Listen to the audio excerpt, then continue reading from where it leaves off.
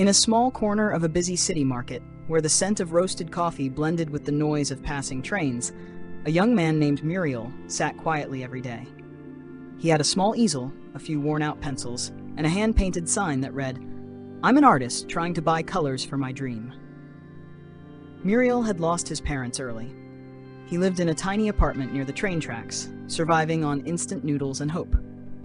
He learned to draw by watching free videos online.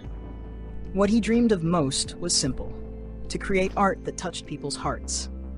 But dreams alone don't pay rent. Each day, Muriel sat under the hot sun, sketching faces that no one stopped to notice, hoping for a few spare coins dropped into his tin can. Still, he never gave up. Deep down, he believed that one day, someone would see more than a poor boy with a pencil. That afternoon, the air was warm, and golden light filtered through the trees. Muriel sat sketching the shadows of people rushing by when an old man in a gray suit and a fedora hat stopped in front of him. The man looked at Muriel's sign, then at Muriel. His eyes were sharp yet kind. "Are you really an artist?" he asked softly. Muriel looked up. "I try to be. I'm saving up to buy some colors." The old man smiled faintly, then asked a question Muriel had never expected. "Tell me, son, have you ever given anyone something?" Muriel frowned, confused. "Given? Sir, I don't have anything to give. I barely have enough for myself." The old man's voice was calm, but his words carried weight. "If you believe you have nothing to give, you will never truly receive anything. Life is an exchange. Only those who give can receive." And with that, he tipped his hat and slowly walked away. Muriel sat frozen, his mind swirling with questions. That night, Muriel couldn't sleep. The man's words echoed in his mind like a quiet melody that refused to fade. "If you believe you have nothing to give."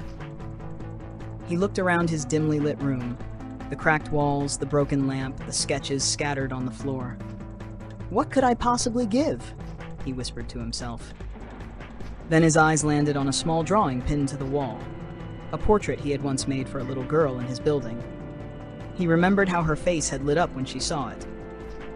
"You made me look like a princess," she had said, hugging the paper like treasure. That memory warmed his chest. Maybe giving didn't have to mean money. Maybe giving could be as simple as sharing what he loved. The next morning, Muriel changed his sign. "Support my art and I'll draw you a portrait." He sat back down, heart pounding. Hours passed. People came and went, barely glancing his way. Then, a college student stopped. "You'll really draw me?" she asked. Muriel smiled. "Absolutely. Just give me 1 minute." His pencil moved swiftly, tracing the light on her hair, the curve of her smile. When he handed it to her, her eyes widened. "This is beautiful. I look so happy here." She slipped a few dollars into his can, then turned and waved. For the first time in a long while, Muriel felt alive. He wasn't begging anymore. He was creating, sharing, giving. Days turned into weeks. Word spread across the market about the young artist who gave portraits as gifts. People began to stop, not out of pity, but curiosity and admiration. Some came for a sketch, others just to talk. Muriel's drawings brought smiles, laughter, and sometimes even tears. He began earning more than before, enough to buy paper, colored pencils, and even a small umbrella to shade his corner from the sun. The vendors nearby grew fond of him. The baker saved him a croissant each morning. The fruit lady always added an extra apple. Muriel realized something profound. When I tried to get, no one gave. But when I started giving, the world gave back twice as much. One morning as he was sketching, Muriel saw a familiar figure in the crowd, the old man in the gray suit. His heart leapt. He stood up quickly.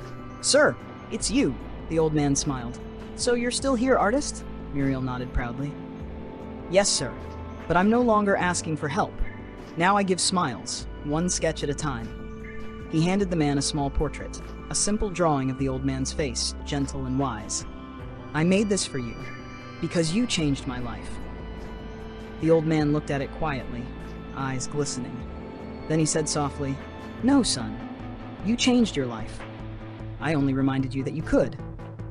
Muriel's little corner became a small open-air studio. He began teaching kids in the neighborhood how to draw, especially those who couldn't afford art classes. He told them, art isn't about being perfect, it's about sharing a piece of your heart. His sketches caught the eye of a local gallery owner, who invited him to display his work. A year after that first conversation, Muriel held his first exhibition, titled What I Gave. Each portrait told a story of kindness, struggle, gratitude, and the beauty of small moments.